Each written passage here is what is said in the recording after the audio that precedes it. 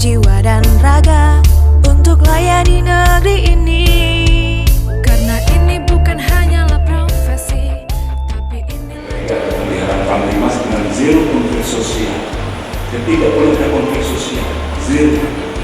Inilah pandai-pandai semua memahami, punya sense of crisis, punya kemampuan untuk melihat sebuah peristiwa apakah bisa berkembang menjadi krisis konflik atau cukup bisa diselesaikan. Makanya kemarin kejadian